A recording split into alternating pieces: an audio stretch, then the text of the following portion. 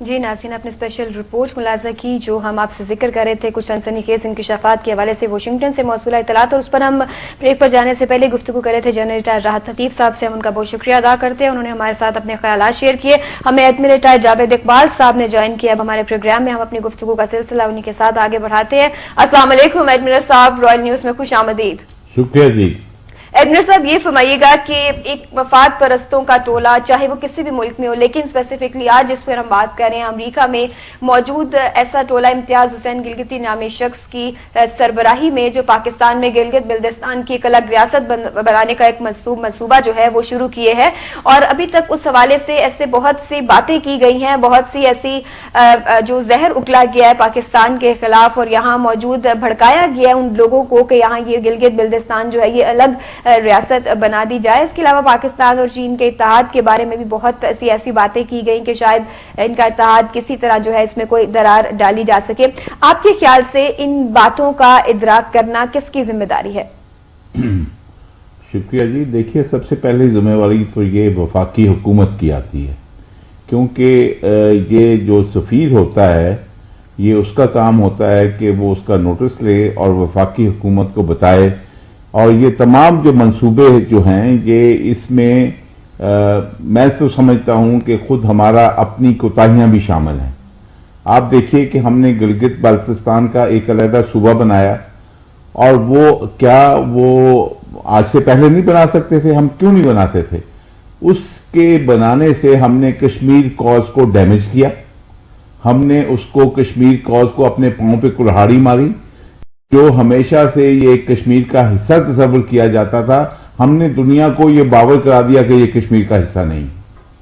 اس کے بعد آپ دیکھیں کہ یہاں پہ ایک چیپ پاپولیرٹی کے لیے ایک صوبہ بنا کے وہاں پہ اپنے گورنر لگا دیے گئے، اور جہاں پہ خاص طور پر ایک قومی یکجہتی آپ کا حصول ہونا چاہیے، آپ کا آبجیکٹو ہونا چاہیے، وہاں پہ ہم تفریق کر رہے ہیں اور بانٹ رہے ہیں مختلف ملک کے حصوں کو، مختلف جو ہے ایتھنک گروپس میں بانٹ رہے ہیں. ایڈمرل صاحب، آپ کے خیال سے عوامی حلقوں کا یہ کہنا ہے کہ سازش کا اسی وقت بہت سخت نوٹس لیا جائے، ایسا کہ دوبارہ کسی کو اس قسم کا منصوبہ بنانے یا ایسی باتیں کرنے اور اس طرح کے وہاں پر لاوے بنانے کا کسی کو کوئی جرت نہ ہو سکے.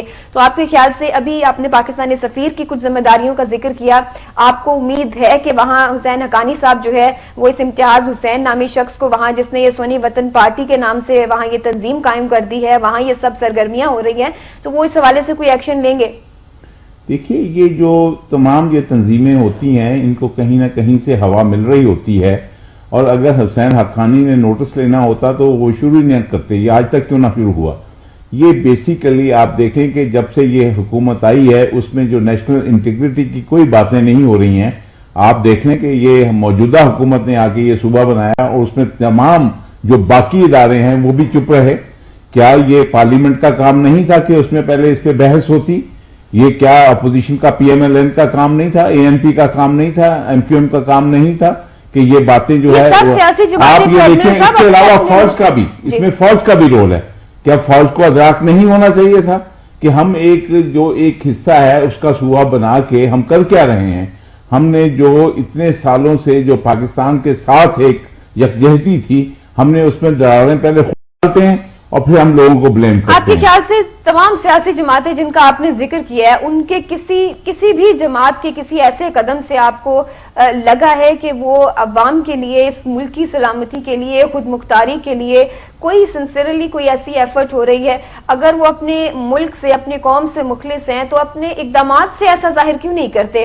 صرف دل میں وطن کے لیے محبت رکھنا تو یہ تو ایمانداری نہیں. دیکھیے، یہ تو بالکل روز روشن کی طرح عیاں ہے کہ یہ جو پریزیڈنٹ جو ٹولہ ہے جنہوں نے اقتدار پہ یہ جو ہے جمہوریت کے نام پہ قبضہ کیا ہوا ہے، یہ ایک امریکہ کا NRO زدہ ٹولہ ہے، اور اس کو لانے میں جو ہے وہ نہ صرف ان کا ہاتھ ہے بلکہ کچھ اس میں سے ہمارے عسکری حلقوں کا بھی ہاتھ ہے. اور یہ میں آپ کو ایک منٹ بات سن لیجیے. میری بات یہ ہے کہ دیکھیے، اس میں یہ جو ہم نے اپنے کشمیر کاز کو ڈیمیج کیا، آپ دیکھ لیجیے، آزاد کشمیر والوں کی رائے لے لیں کہ ان کے متعلق کیا کہتے ہیں. تو یہ آپ بات جو ہے کہ ہم خود پروموٹ کر رہے ہیں، اس کو فوراً سختی سے نوٹس لینا چاہیے اور ساتھ ہی ساتھ ہمیں ان لوگوں کے ساتھ اوپن کرنا چاہیے. ہمارے پاکستان میں ہر لوگ اپنی اپنی جگہ پہ محدود ہو کے رہ گئے ہیں. کوئٹہ سے لے کے گلگت تک لوگوں کو انہی کے یعنی کہ کنویں میں بند کیا جا رہا ہے، بجائے اس کے کہ لوگوں کا آپس میں آمد و رفت ہو، ان کا میل جول ہو، ان کی انڈرسٹینڈنگ ہو، ان کی ایتھنک جو وہ اسٹرینتھ ہے اس کو پروموٹ کیا جا رہا ہے. یہ ایک بہت بڑی سازش ہے اور اس سازش کا نوٹس پورے قوم کو لینا چاہیے اور باقی جو پوری پارلیمنٹرین ہے ان کو لینا چاہیے. اور یہ جو باتیں نکلتی ہیں جو کہتے ہیں نا کہ جہاں دھواں اٹھتا ہے وہاں پھر کوئی نہ کوئی آگ کے شواہد بھی ہوتے ہیں موجود ہوتے ہیں. اور ایڈمنسٹریٹر صاحب آپ نے بجا فرمایا کہ لیکن عوامی حلقے تو پہلے ہی اس بات کو کسی بھی بات کو ضرور اپنے پورے زور سے بیان کرتے ہیں اور احتجاج کرتے ہیں. کسی بھی ناانصافی کے ساتھ کوئی بھی اپنے ساتھ ہونے والی زیادتی کے خلاف احتجاج کرتے ہیں، لیکن بے نیاز ہو گئے ہیں حکمران ان عوام کی اس آواز سے. نہیں، میں آپ سے متفق نہیں ہوں. میں سمجھتا ہوں کہ عوام بے نیاز ہو گئے ہیں ان کی کوتاہیوں سے، کیونکہ عوام جو ہیں اگر دیکھیے اگر کوئی کسی کے منہ میں حلوہ ڈالے اس کے جبڑے بھی ہلائے ان کو سلام بھی کریں تو ان کا کیا کام ہے کہ وہ آپ کا حلوہ آپ کو واپس دے.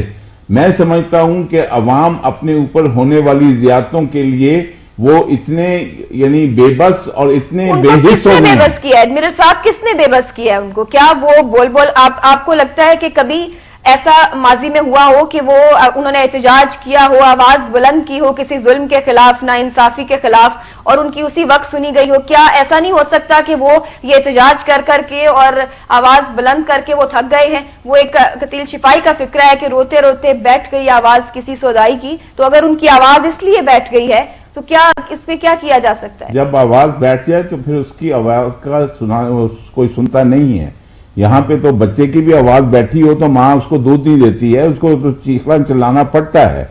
آپ یہ دیکھیے کہ ہمارے عوام جو ان کے اوپر جتنا ظلم ہو رہا ہے، جو ان کو ایک مہنگائی کی چکی میں، اور آپ دیکھ لیں کیا آٹا، پانی، بجلی، جو بھوکوں مر رہے ہوں، وہ خودکشیاں کر رہے ہوں، تو اس کو جو انفارچونیٹلی جو ہمارے لیڈران ہیں، جو پھر میں یہ بات کہوں گا کہ جو لوگ عوام کو کنٹرول کرتے ہیں، جن میں محراب و ممبر اور خانقاہ شامل ہیں، اگر وہ ان کو ان کی اللہ کے نام کا ذکر کر کے اور تقدیر کہہ کے ان کو کہہ دیں کہ تمہارے تقدیر میں یہ ہے، تو وہ کبھی بھی نہیں ہوگا. عوام کو اب سوچنا چاہیے کہ وہ خود بھی باشعور ہیں.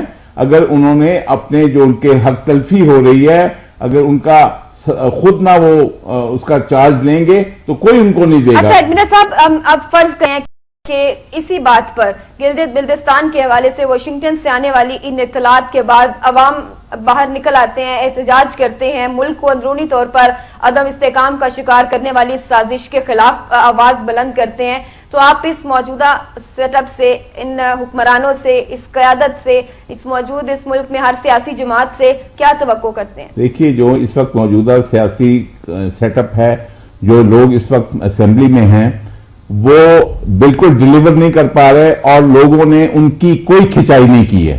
لوگوں نے یہ کہنا کہ جی میں آپ کے جہاز میں بیٹھ گیا ہوں، آپ مجھے جہاں مرضی گرا دیں، یہ طریقہ نہیں ہوتا ہے. اگر آپ کو لوگوں نے ایک مینڈیٹ دیا ہے تو پھر اگر لوگ اس مینڈیٹ کے ساتھ ساتھ وہ کہتے ہیں ٹھیک ہے جی آپ ہمارا مارگلا جہاز کریش کر دیں، تو پھر وہ کوئی نہیں ان کو فرق پڑے گا. وقت آ گیا ہے کہ عوام اپنے حقوق کے لیے کھڑے ہوں، اس ملک کی جو بقا کے لیے کھڑے ہوں. یہ جو سازشیں ہو رہی ہیں، آپ یہ دیکھیے کہ اس کا مداوع ایک ہی ہے کہ لوگ کہیں کہ یہ کس لیے پارلیمنٹ بیٹھے ہیں، کس لیے یہ 300 سے زیادہ لوگ ہیں، وہ جو کروڑوں روپے جو محلوں میں بیٹھے ہوئے ہیں اور جو ان کے اوپر اخراجات ہو رہے ہیں، ان کی ضرورت کیا ہے پھر؟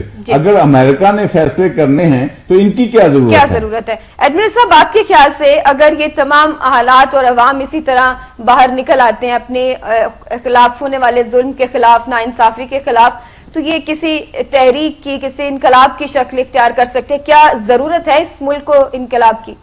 یہ تو ملک ترس رہا ہے انقلاب کے لیے، کیونکہ جو انقلاب آیا تھا پہلے یہ کہ جب آپ ایک علیحدہ مملکت بنی تھی تو اس کے بعد تو ہم غلام ہو گئے پہلے سے بھی بڑھ کے.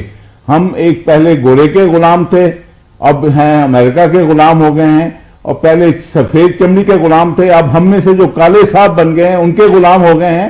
تو آپ کو ابھی بھی ضرورت محسوس نہیں ہوتی. اور انہوں نے جو دھمکیاں دیں پاکستان کو، جو پچھلے دنوں ریمن ڈیوس کیس کے حوالے سے ابھی تک جو کنٹروورسی چلی آ رہی ہے، اور اوباما صاحب نے بڑے باشگاف الفاظ میں یہ کہا کہ اسے فوراً رہا کر دیا جائے، وہ تو ہماری عدالت ہم آزاد ہے، خود مختار ہے، ہمارے آئین اور قانون کی بالادستی ہے جو بھی جاری ہے، ورنہ اوباما کی جانب سے بھی پاکستان کے خلاف جو بھی بات ہوتی ہے وہ بھی سامنے ہے۔ دیکھیے، یہ جو آپ بالادستی والی بات کرتے ہیں وہ بڑی حیرانی والی بات ہے۔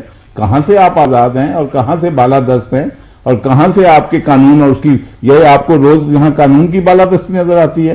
عدالت نے 3 دن سے کہا ہوا ہے کہ اس کے ایف آئی کو اس کو بدلو تو بدل لیکن دیا۔ ابھی تک جو امریکہ کو ٹف ٹائم دیا، صاحب جو ابھی تک امریکہ کو ٹف ٹائم دیا اس کے ایک منظم دہشت گرد کی گرفتاری کے بعد، وہ بھی ہماری عدالتوں کی مرہون منت ہے۔ لیکن ایڈمیر صاحب بہت شکریہ ادا کرتے ہیں، بہت شکریہ، لیکن میں آپ کو یہ کہہ دوں کہ عدالتوں کو آزاد، جی عدالتیں جو ہیں ان کو آپ وہ کام کرنے کا موقع دیں، ان کی عزت کریں تو انشاءاللہ بہتری ہوگی۔ جی ایڈمیر صاحب بہت شکریہ۔ ناظرین، ہمارے ساتھ ایڈمیر ریٹائرڈ جاوید اقبال صاحب شریک ہے ہماری programme royal issue of the day میں، ہم ان کا شکریہ ادا کرتے ہیں، انہوں نے ہمیں وقت دیا۔